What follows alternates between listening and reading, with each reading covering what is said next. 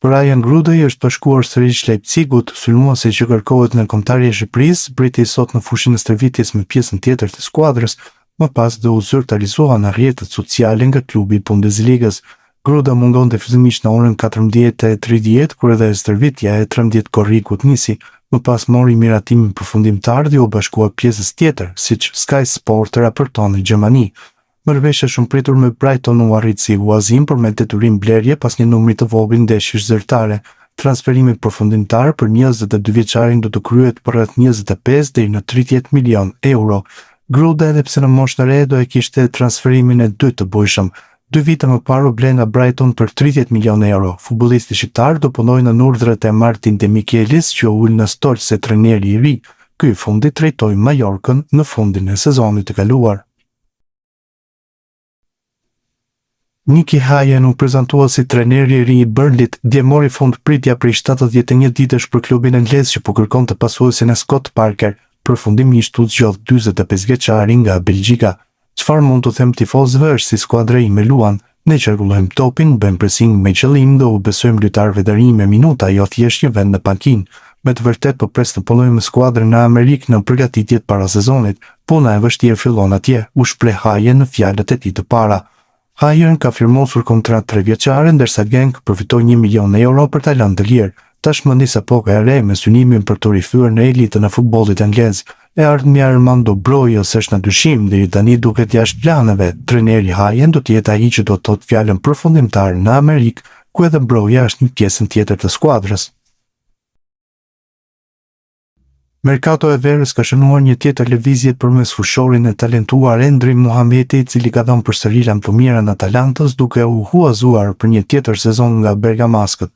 Futbollisti 21 vjeçar me një të kaluar të moshët e Shqipërisë deri në ekipin U21 ka lënë Atalantën dhe është prezantuar dhe skuadra e serisë C, Gianna Herminio. Kjo e fundit bëri të ditur se ka huazuar mes fushorin deri në verën e vitit të ardhshëm, por pa klauzulë transferimi. Mes fushori ka qenë në huazim në sezonin e kaluar të Virtus Verona më pas të Renate, ndërsa tani provon një tjetër klub mes profesionistëve. Jam i lumtur që nis të aventurë të re, kam zgjedhur këtë ambient pasi mendoj se është vendi i duhur për të rritur dhe për të dhënë maksimumin. Falenderoj klubin, trajnerin dhe stafin e tij për besimin dhe pres me padurim që të vijem në dispozicion të ekipit, tha Muhameti pas prezantimit në klubin e ri. Legjenda e kombëtare Saltin Lala së fundmi ka qenë i ftuar në podcastin Versus në Telesport, ndër temat e trajtuara përkojë dhe me sulmuesin shqiptar të Kosovës Edon Zhegrova. Ky i fundit është pjesë e Juventusit në Serie A, por mbylli një sezon për t'u harruar me zonjën e vjetër. Kritikat e Lalës për Zhegrovën ishin në mas, madje duke përmendur dhe i qasjen e lojtarit dhe deri të sjellja jashtë fushës blerk. Zhegrova duhet të fokusohet te futbolli dhe jo tek gjërat jashtë futbollit. Jo më kohë trajneri e ka lënë jashtë. Për mua trajneri nuk i ka hyrë në hap Zhegrovës.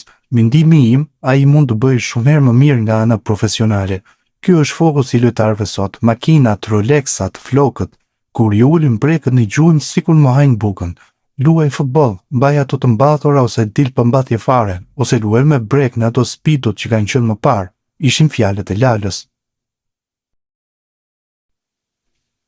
Christian Aslani nuk dëshiron të vazhdojë me Interin dhe po ashtu zikaltërit duan të shesin kartonin e tij. Fakti është se më 13 korrik kur Interi të rikthehet në fushën e blerë për përgatitjet e sezonit të ri, Aslani do të jetë me pjesën tjetër të skuadrës. Ky është rikthimi më i hidhur në urdhrat e trajnerit Kivu pasi bëhet e ditur se pritet largimi i radhës. Dje Aslani u nashtrua vizitave të zakonshme mjekësore në prag të sezonit të ri. Aslani nuk ka pasur minutat e kampionët të Italisë dhe momenti i vetëm ku filloi të fitojë sërish besimin ishte me Beşiktaşin në Turqi.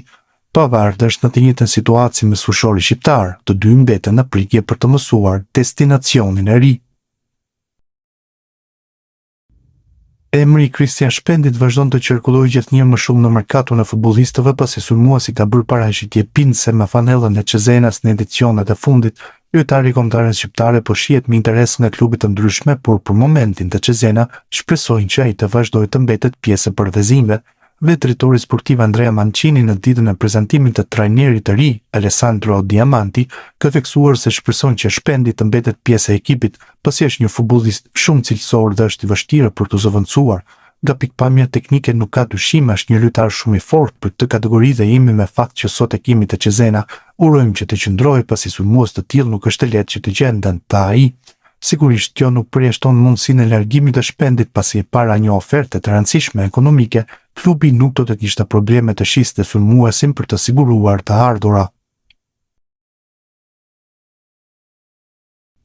Ylber Ramadani është zyrtarisht futbollistit Çorum. Klubi turk konfirmoi transferimin e mesfushorit të kombëtares shqiptare përmes një njoftimi në rrjetet sociale, duke bërë të ditur se me 30 vjeçarin është firmosur një kontratë 2 vjeçare me opsion në rinovimi edhe për një sezon tjetër.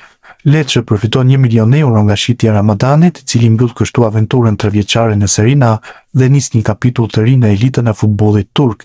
Ndërkohë ish futbollisti i Lecces Dario Levanto e cilësoi largimin e Ramadanit si një lëvizje normale, duke marrë parasysh situatën kontraktuale të mesfushorit. Shitja e Ramadanit nuk duhet të habis. Futbolli modern udhëheqet nga dinamika të tregut që nuk mund të kontrollohen plotësisht. Ai është 30 vjeç dhe kishte vetëm një vit kontratë me Lecce, mori një ofertë shumë të rëndësishme nga Çorum, si në aspektin financiar, ashtu edhe për kozgjatjen e kontratës. Klubi mund të brazonte ato ofertë, por e dim se kjo nuk është politika e Lecces, më duket një lëvizje plotësisht logjike. Kur shet një futbollist fillimisht vlerëson të gjithë skenarët që krijohen, jam i bindur se klubi ka bërë të gjitha analizat e nevojshme edhe në bashkëpunim me trajnerin Di Francesco. Nëse lojtarët që janë në organik nuk konsiderohen gati, atëherë drejtori sportiv Trinchiera do të ndërhyjë në mercato, deklaroi ai.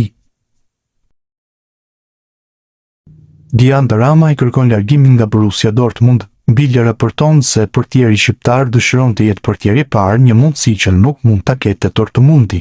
Dhe klubi po ashtu është i hapur për largimin e portierit të lindur në Stuttgart. Për herë të fundit mbrojti si titular portën e Heidenheimit që ra nga kategoria. Ramaj nuk do të largohet pa një shifër disa milion euro nga Dortmundi.